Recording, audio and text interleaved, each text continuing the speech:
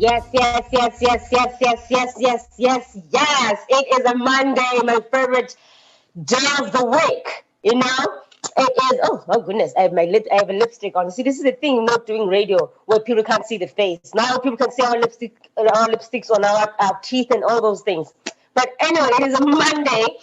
It is noon in South Africa. It is 6 p.m. People are about to have supper, have dinner, and be with their families. But welcome to WNHH 103.5 FM. I am happy to hear, and I'm even much happier because I have one of my favorite guests today. I think this is her third time coming here. My gosh, I think she should just co-host. I just think she should just co-host. What do you think, guys? Let me know in the comment section what do you think should happen because this is the third time she's coming through here. I am so happy and so thrilled to have you here, Otalia Gunene. Welcome to the show.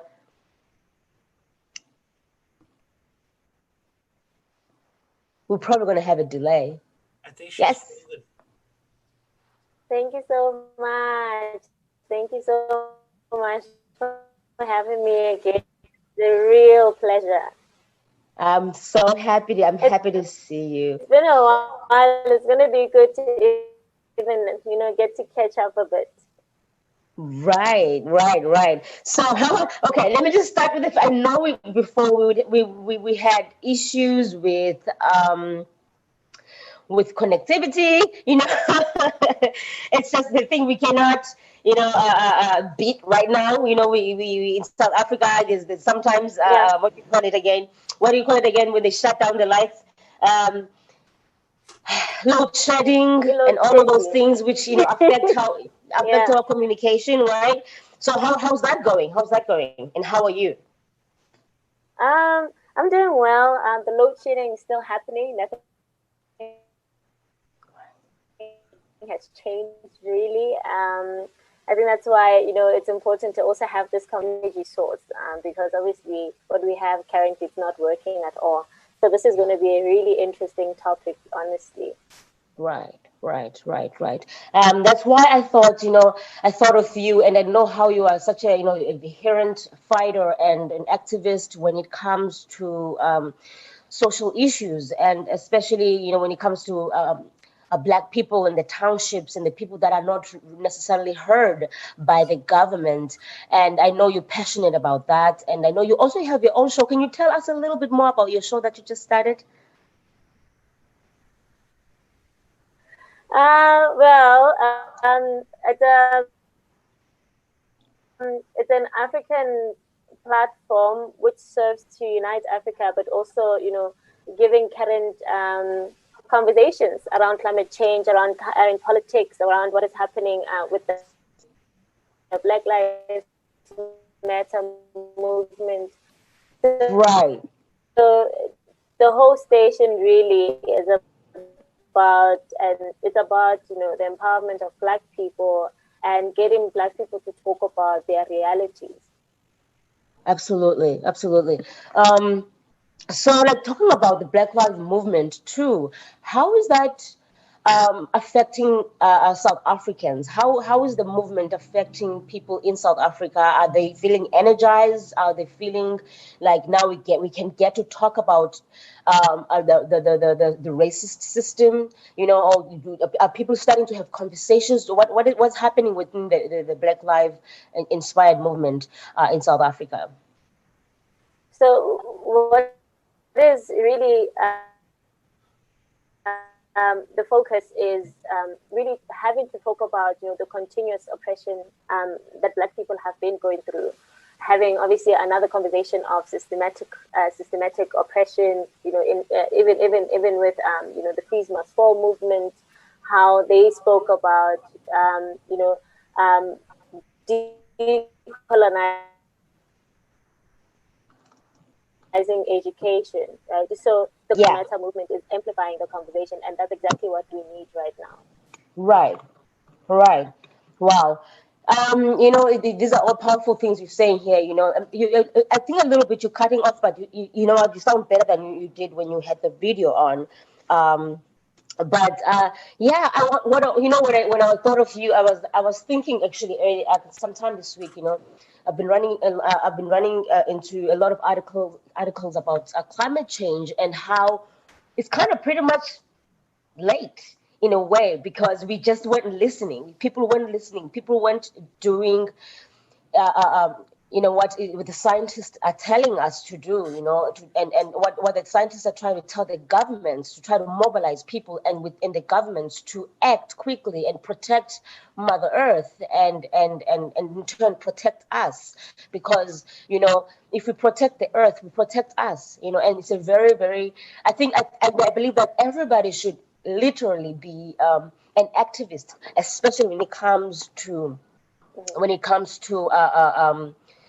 our universe, our Earth, especially when it comes to climate change issues, because it will affect everybody. It will not choose who you are, your demographics, or if you're rich or you're poor. It'll attack. However, the effects of it as it grows and as it becomes worse, it affects. We can see with the wildfires that are happening in Cape Town. It's almost every year there's like fires that are happening in California here. There's fires that are happening. Water are rising. Ice is melting. A lot is happening. And these past weeks, I've been reading a lot about this. Like like scientists are saying, like the damage is not going to be reversible. And so I was just wondering, like part of us not moving fast enough, besides the fact that some governments, like what we see here in the USA with the administration that is here now, seems to be stalling when it comes to issues of climate change and also deniers of climate change. I wonder now, because of those things, and as well as is information, being clear to people that are in the townships, people that are poor, people that don't necessarily have the means to get the fancy things around, I don't know how to put it, but is the information going to people in the townships? Pretty much. Is the information getting there? Are people able to respond to climate change issues? Yeah.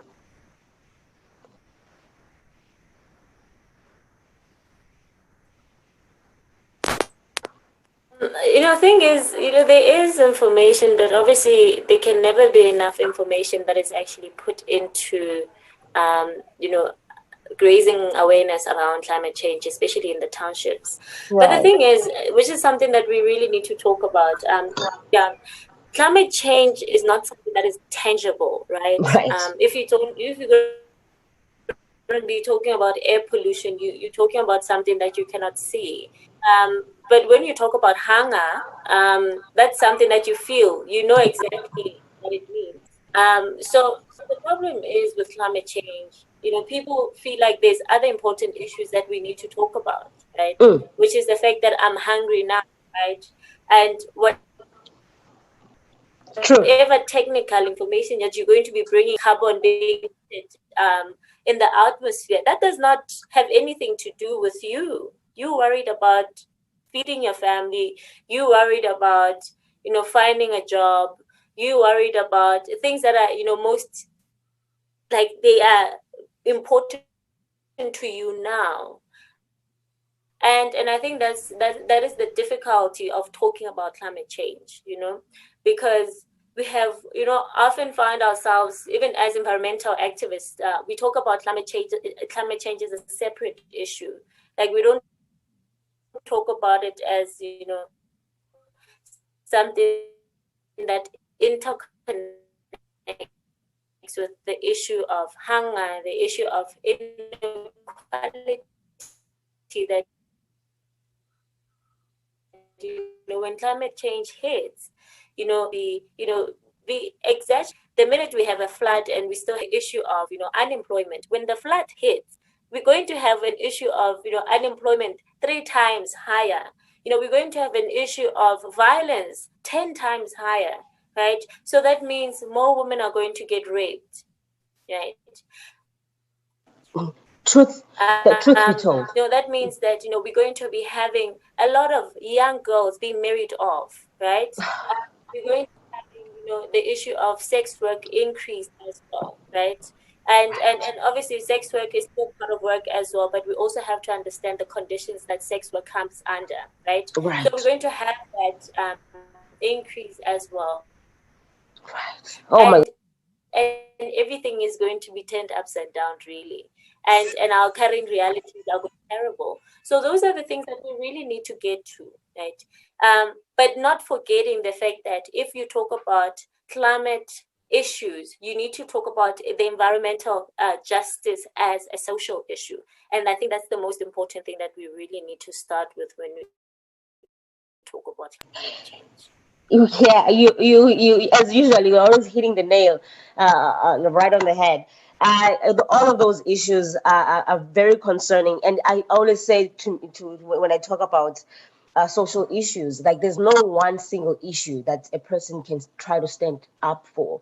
All of these issues are connected. They are connected. You know, they have a root problem as well, and most of it comes from our government too. You know, how we Yeah. have a system that doesn't actually work for people, that doesn't work for certain people and most people, but work for a few wealthy and rich, right? And Mm-hmm. what you were mentioning now about, poverty, and poverty is not normal. You know, people have gotten to a point where they treat poverty like it's part of their lives, and it shouldn't be Mm-hmm. treated like that. It should not be part of your life. It's a sickness. It needs to be cured, and people need to find Yeah. ways to cure it. I always try to say this, even back home when I'm talking to my friends, or when I'm relaying, some or we're talking in conversations about our state of being as we live in the townships. And I always try to remind them, you can be happy. You can't Mm-hmm. let people tell you that you are happy for living under conditions that are not livable. You need to shut that down, because I always feel like I've had friends where they would always be like, "Oh, Hashem, you guys are so happy," and I'm thinking, what are you talking about? You think township life is easy? You think township life, the hustle and the bustle and trying? Some people don't even have toilets. It's Yes. so hard for them to even have like sanitary issues. And people vote, and every time people vote, the government, the officials always go out in the townships, dangle a carrot in front of our hungry fathers and mothers, and say, we're going to build you toilets, we're going to give you grocery food, using and capitalizing on our pain, Yeah. and saying, here's groceries for you guys. Trying to appease people for a moment. And they know that when a person is hungry, your decisions are poor as well. You can't make, Mm. a proper decisions when you are hungry. And they would come and bring us groceries and all these things, and empty promises with that. But on this issue about climate change, back again, and it being connected to all of these things, do you think the government has regulatory, like, is taking regulatory actions and has implemented some rules that that need to be adhered to when it comes to these big giant companies that are polluting our air, and all of these organizations? Are there any rules around those things?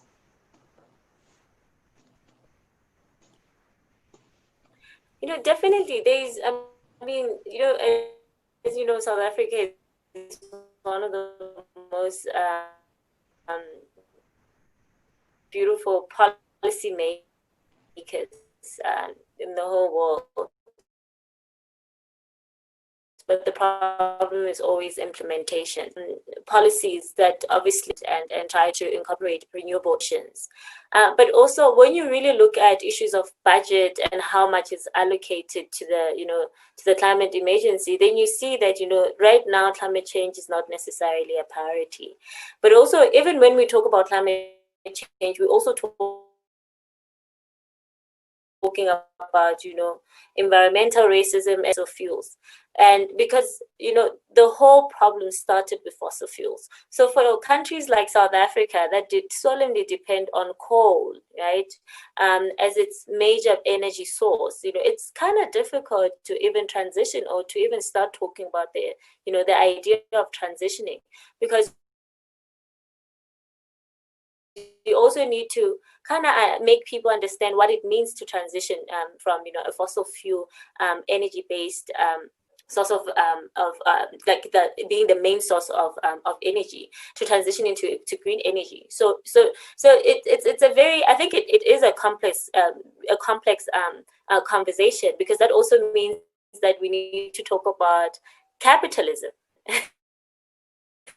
Right? That the part of the problem of coal being produced and, overly being produced is because capitalism wants to produce.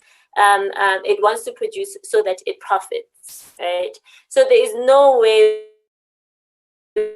we can fully address the issue of climate change without addressing the issue of, capitalism, and Right. and that's where we need to start. The government talk about in policy. We cannot to green energy, to clean energy, as we refer to it. We cannot transition under capitalism because capitalism is the problem. So even if you look at the issue of townships, that majority of townships were used as dumping sites. Even now, so you can imagine the air pollution that is in townships.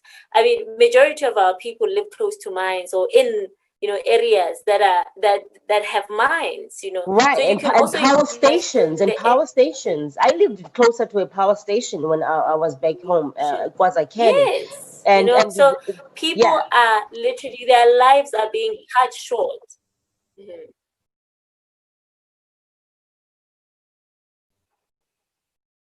that's true. I agree with you 110% right there. And but I remember though, when I was younger, I had no clue what climate change was, and I had no idea because that kind of information didn't even reach us in the townships, you know. And and also like what you are saying about Mm, capitalism. It's like how do we even begin to dismantle a system that has been here for centuries, and that we how a system that even here in America that has I mean, America is a giant of capitalism. Look at mm, slavery, even on its own. That was a whole plot of capitalism, selling humans to uplift a certain group of people. And how we did it in South Africa, where we combined mm, all of these torture tactics from all over the world and put it in one and concentrated it in one country, in our country, and now we call that apartheid, and all of that was brought on not only the segregation was the side effect of, but this was all about capitalism. It was all about capitalism and mm, and enriching a certain group of people.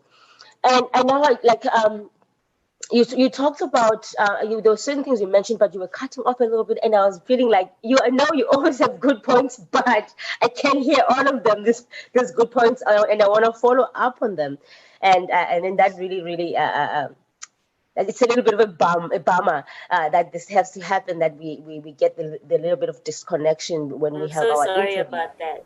It's all right. We'll figure it out. Listen, we're going to figure this out. I don't know how we're going to have to talk again outside of this and see how we can make it work best for you as well, because I do think your voice is valid, and I want it to be heard.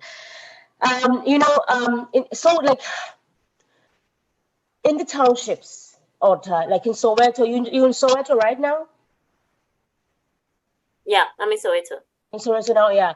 Like, and what organizations are there that are trying to push the information, and the local government there, the municipality, and what do people understand what their power is? That do people understand that they can actually go to these offices and ask them that they demand that they bring out information and educate people locally about what climate change is, and actually have implemented like build policies within their local communities that will enforce people to be aware of what's happening, and also to act accordingly if possible. Because like you mentioned, when people are hungry, it's hard to worry about air pollution. When people are hungry, it's hard. It's hard for them to imagine ice melting, or even care for it, or Mm, the water rising, and all these other theories and things that they might just look at as just theories because they are not tangible, right? And when they're just faced with their stomachs right now, and worried about education that they are struggling to get as well, quality education. But mm. but within all of that, do you think still we still need to push and our local government, and ask them to educate the people still, even in this under the circumstances that they are under, because I feel like poor people are always blamed for climate change, right? And but then the rich don't think that it's also their problem sometimes, you know. So like, what do you think should happen within our local governments or municipalities? You know, do you think they should be aggressively involved? And what can people like yourself and other, you know, can you guys mobilize people to actually take this seriously and get together and get these governments to move forward in terms of the actions to try to, you know, bring awareness and implement actions that actually are going to help our uh, planet?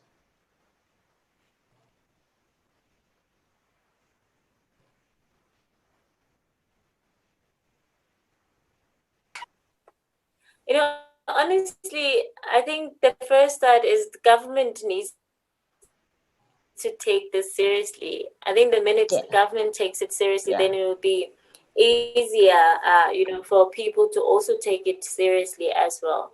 Because right, I remember the first time I heard about climate change.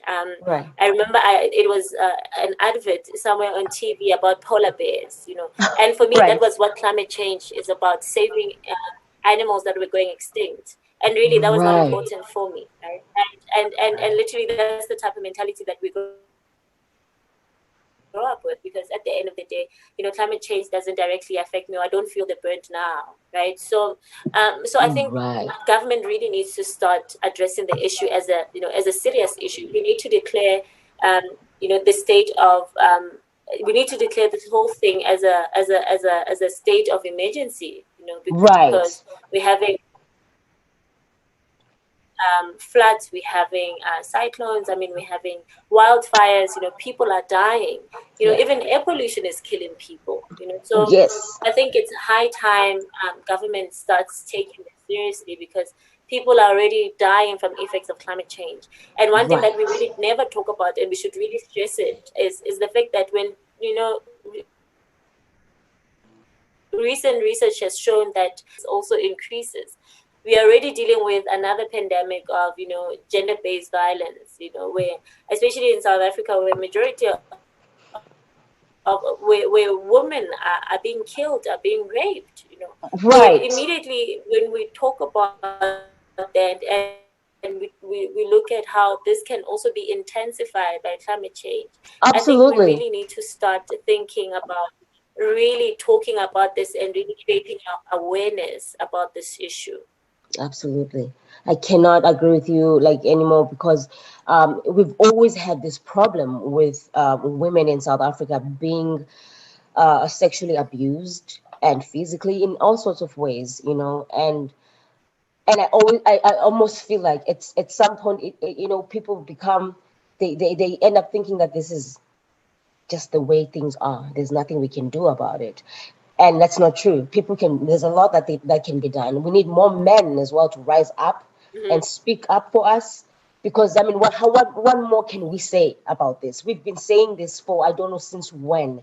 Since even before Oscar Pistorius murdered his girlfriend, we have been saying this, that no is no. This needs to end. The violence needs to end against us. Before, we've been saying this today. I'm still saying the same thing, you know, and I still feel like the government is not, it hasn't put its foot down, and defended us in terms of the laws, because I feel like they need to be Yeah. even tougher with the laws, because that's the only way that the government can show that it supports us as women, when it comes to these crimes that are being, you know, inflicted on us. And I mean, almost every woman I know has been affected by violence in South Africa that I know, including myself. You know, I've been a victim of that in South Africa, which sucks to be somebody who Yeah. can be part of a statistics that is that, you know. And it's Mm. something that doesn't make me feel proud about So my now country. imagine that we already have a problem of gender-based violence. But We already have a problem of gender-based violence, and definitely climate change will intensify it, 10 10 times times. more. Right. and that's not the reality that we should look forward Right. to. That's why it's so important that government to really address the climate crisis, because at the end of the day, people are already, feeling climate change. People are already living climate change, so it's Right. really time Right. to really take a stand. Absolutely. And the fact that even now, COVID-19, we have we have a pandemic that we don't really see, right? And already that has pushed up a lot of like numbers when it comes to violence, Yeah. already imagine now, even with climate change, that's going to affect pretty much Mm. everyone, so like we Yeah. have this pandemic that we are dealing with globally. This could almost be like a tester to see how we're going to deal when this issue of Yeah. climate change comes, and when it actually becomes tangible too. On top of that, like right now we're dealing with a pandemic. People are suffering. People don't know where they're going to find their food, especially in the beginning when nobody knew how to deal with this virus, and people were sent home to stay at home. And you know how impossible that is for a man who has to feed, or a woman who works three jobs to feed to feed her children, who's living in her shack, and who has no choice but to go to work in order for her to be Yeah. alive with her children. And sometimes the man is out of work, is the woman that they depended on. And now when that woman can't work, that man who's frustrated takes out all of that frustration to the same woman. And all of these frustrations become more. So tell me about a little bit on this COVID-19. How are people doing at home? How are people doing? Is everybody feeling okay?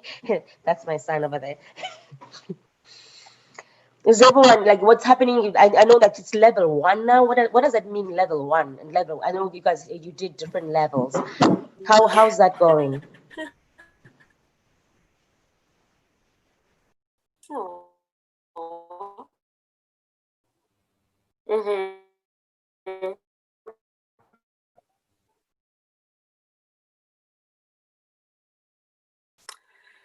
Who the reality is, I think, it looks like we are kind of back to square. People are walking around without their mask. So it's really like we forgot that it even happened in the first place. So I think that is the biggest problem, because I recently saw the recent stats. There were, I think, about 40 something people who died, and that's a lot. That's a lot. And I think we really need to start being careful, wearing masks and social distancing as well, because, I think I've seen a couple of articles indicating that you might have a second wave, so I think it's important for people to really keep safe. And, people are not doing that in the townships, and that's very unfortunate.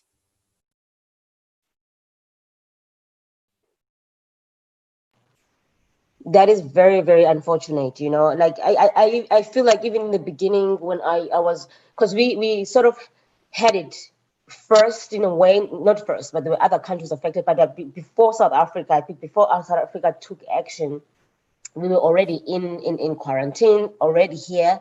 And I felt like that kind of gave us in South Africa the like a head start, so to speak, because we saw the other countries going through this and they were handling it in different ways. And I thought to myself, okay, South Africa is going to learn quickly from how the other countries are dealing with this, so they can put all of that together, so that they have a leg up a little bit. They can see America is being, this is what they are telling people to do. I mean, even though it's a little bit hard because our president didn't take it seriously, and now he's the one who is in hospital himself after Yeah. not taking care, after not caring enough for the same virus. So which Yeah. is just the It's irony of life. And fear.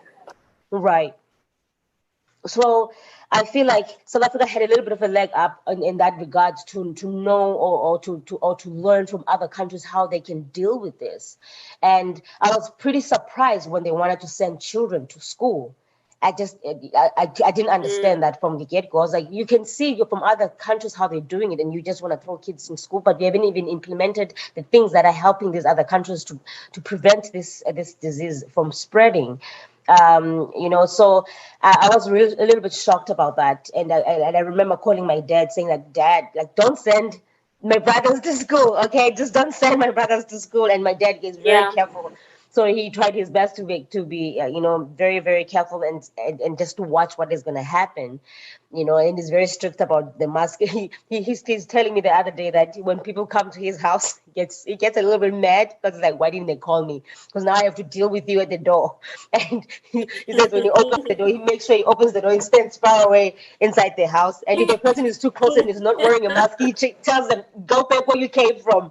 I don't care why you came here, how important this is, but you need to leave my house. First of all, you need to call me before you come into my house so that I can tell you these are the requirements Yeah. you need before you come to my house. And you're not going to come inside. And if you're going to be at my door, put on your mask. So he's been really funny about it, but also just being safe, just trying to be safe. So with the schools and I've been seeing on some articles that children have been getting infected by COVID-19, and it's I don't know Yes. what do you think should happen when it comes to the system, in the school system, with the children in COVID-19 at this point in time, because they are in school. I mean, a lot of children, even with going to level one, we had a couple of cases where children were infected, and Mm. you remember at first, it was said that it's not going to affect the children, but that was not true. No, So I think that was a bit bad, especially because in our townships, social distancing in school is very difficult because we have about 40 plus children in a class. So obviously we are going to have an issue of children, getting infected and also spreading it right, around as well. So exactly. that eventually happened, and even with going to level one, there were some schools in the Eastern Cape that had a couple of children who tested positive as well. So Wow. it was a bit alarming as well. So it's, I think, one thing that really needs to happen, because the problem is that they couldn't cancel the entire year, but also it's not like children are even getting taught something that's actually going to help them in any way. I am for education, but I do think it's important that we To learn look at stuff this that are quite education useful for system. us. Right, right. To look to, So to look at yeah, this. so I Mm. think it was important to put the children's lives before anything, and instead of just going ahead to open schools. Exactly. No, that is true. That is true. That's another just topic on its own when it comes to our education system in South Africa. How is it? How is it? We know that our children in the townships. They wait. What did the Minister of Education say again? The percentage that the kids can get when they pass the matric? I mean, I think it's I like so think it's low. below 30%. Oh, Yeah, sorry, who what? yes. I think for certain subjects, maths. I think that is like level one. But yeah, it's really low. Like it's really really poor. Poor, poor, I poor. think it's around 39 to 49%. So yeah, it's extremely bad, because also imagine passing with that, and you can't even get a university entrance. No, So what no, was the point? That's no. really said to be very low. So these are also conversations that we should definitely have. Absolutely, absolutely. I would Yeah. love to have. I would love to have at some point to hear other people in South Africa as well, their opinion when it comes to the education system, how they see it, and if they see if it's effective. I mean, I doubt that they would say it is, because I mean, I'm a person as well who went to a Mm, township school, and my grandfather tried to do his best and send me to the best he could find, and I went to in my elementary years, I went to Seventh Day Adventist school, so which was like a little private school in the townships. And I would say I would give it props and say it tried to give us the best it could give us, and it was not following necessarily the government's curriculum and all of that. But then I went back to public schools in high school again at Cowan High School, which I love. I loved the school, but we had our flaws within the education system then, so I don't know if there was much that has changed. In fact, it seems like everything went downhill from there, from that time. That was year 2000 when I did my matric. So I think it seems like everything went down from there on, and how they are telling kids to they 30%. What you gonna do with 30%? You can't even go to college with that. That's just ridiculous, you know.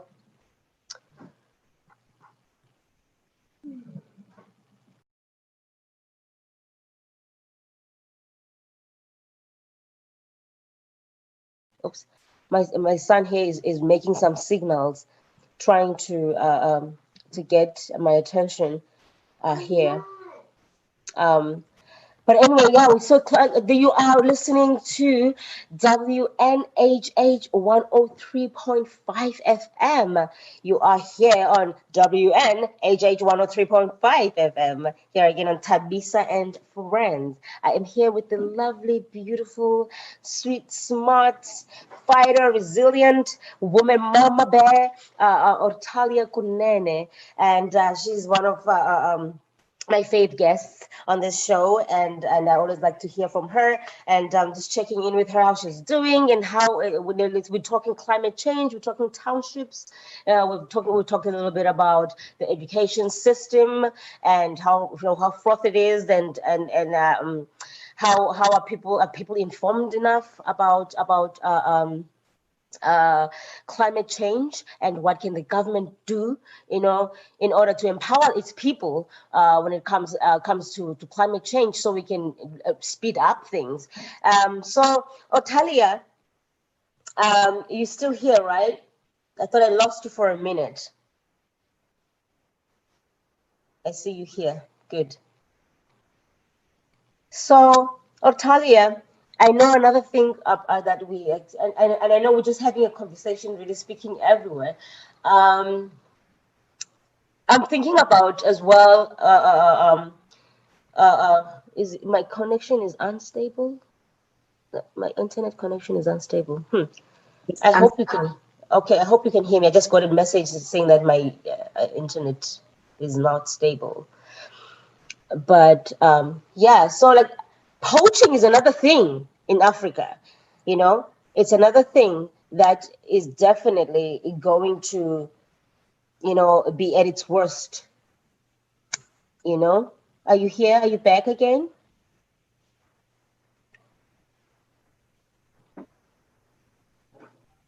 Thabisa, can you hear me? There you go. Now I hear you. There you go. I could not hear you. I thought I saw you. I thought I lost you, and then you came back, and then I lost you again. Yeah. You here? Yes. Welcome back.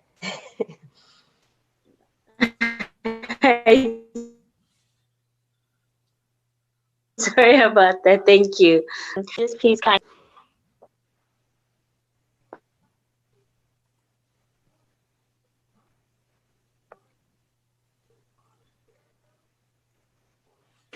Yeah, her connection is unstable. Oh, okay. Yeah, because I did get that message. Yeah, we gotta sort that out. We gotta sort that out, Orta. I cannot hear you now. If you can hear me, I cannot hear you at this point in time. So yeah, it's been good. It's been good. Harry, tell me, how are you doing? Tell me, how are you doing?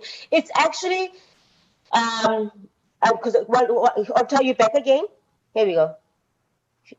She's going in and out. So in the meantime, I'll be talking because. Oh, you can hear me. Okay, perfect. She can hear me, but I cannot hear you, my dearest sister.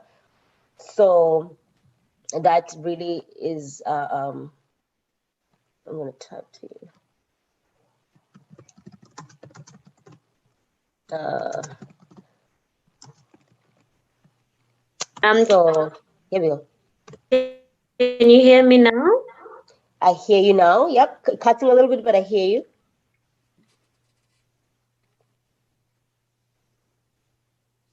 Okay, I was saying, can you please just repeat the previous question that you asked?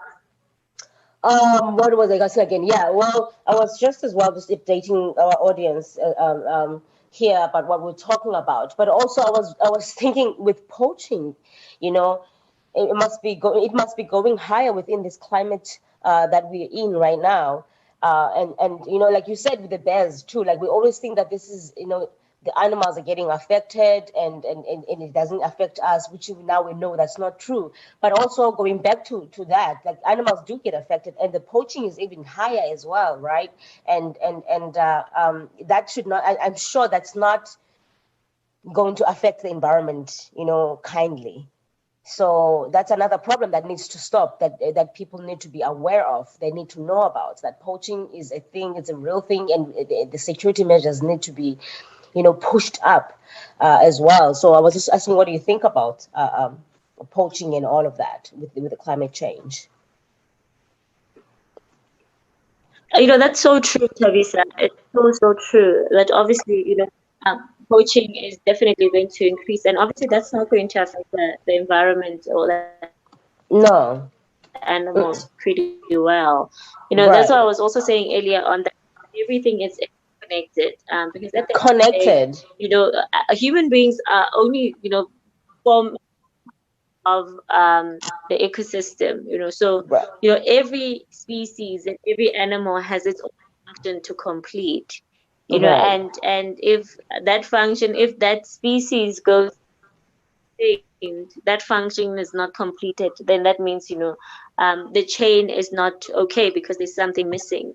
And that's the most Exactly. important thing, because Exactly. everyone has a part to play. Every species has a part to play. So Absolutely. if something goes missing, then obviously, there's an imbalance. Because Exactly. with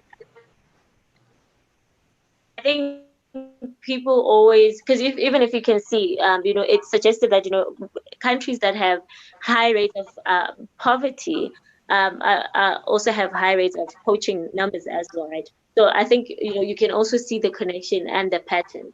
That this is Right. actually a system issue. It's not just about climate change, Right. Right. but it's also saying Absolutely. that the system hasn't been working for us for a very long time. So everything is kind of interconnected. Right, right, exactly. No, that is so true. That is so true, sis. And while yeah, I'm gonna ask you before I let you go. Just maybe have a moment to think about what you would like your last words to be.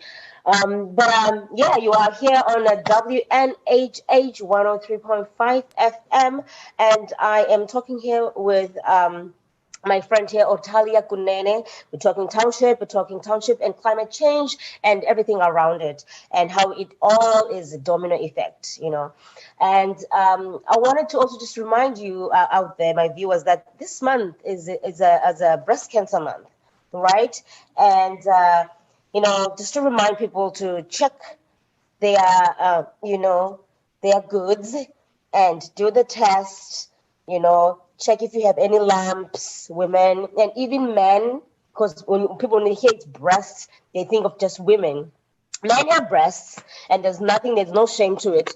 And everybody needs to check this and see if there are any lumps on themselves. And you can Google it. Information is out there on how you can check your breasts if there are any lumps, and even just around here on your lymph, if there are any lymph nodes or the things that you don't think they're natural, they shouldn't be there. And once you feel those knots there, you need to consult your doctor and find out a little bit more what if there's anything wrong with you there. So yeah, I just wanted to remind everybody that, to check themselves. I wanted to remind the women as well to check themselves on this breast cancer month awareness. And yeah, you are listening to WNHH 103.5 FM here on Monday noon, 6 p.m. in South Africa. So I'm happy to have this guest today, and while Atalia thinks of what she wants to tell us before we close the show today, I want to just remind you again that Black lives do matter. Black lives matter, and I want to remind my friends here in America, because sometimes I feel like, because I'm not uh, uh, from here, and I'm out there, protesting. I'm out there in support, and I'm out there, standing up for all these issues that affect our communities. And people might think to themselves, but you're not even from here. No, darling, I don't need to be. I am black and these issues affect me. Every black Thank you issue so much affects for having me. everybody. Every black issue, everyone who is black is affected by this system, by this system that is oppressive, and every white person is also affected by this system that supports white supremacy. So we all need to stand up and stand together when it comes to these issues. It affects everybody. So yeah, Ortelia, is there anything you want to say right now to us? I know we're delayed a little bit. That's why it kind of comes, back and forth. Oh, she's not here. She's gone. Okay, I think I think we having these connectivity issues here. I yeah, I think she left me. No, I think she, because whenever I'm talking to her, we delayed a little bit.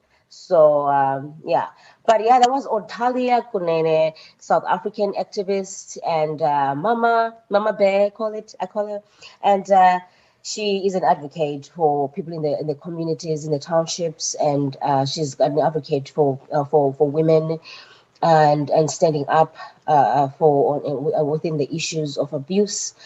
And I'm always happy to have her here and hear her opinion and have a conversation. So yeah, it was great to be with everybody today. And tell me on the comment section what you would like to have us talk about sometime, and what conversation you would like to hear, and get your ears and eyes and mind too.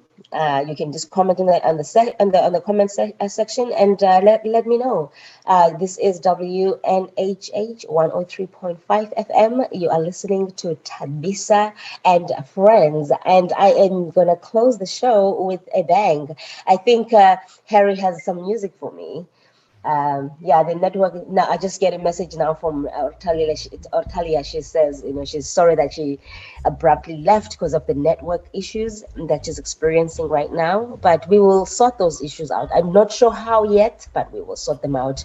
But good to see everybody again. Take care of yourselves. This is a breast cancer month and awareness, and I hope you will be testing yourselves and making sure that you are safe, and you are cancer free. And those who are survivors of cancer and those who are suffering from cancer, we are with you, we are thinking of you, and we're wishing you nothing but faith and hope and strength that you will get through this. So Harry, take me out of here. Okay.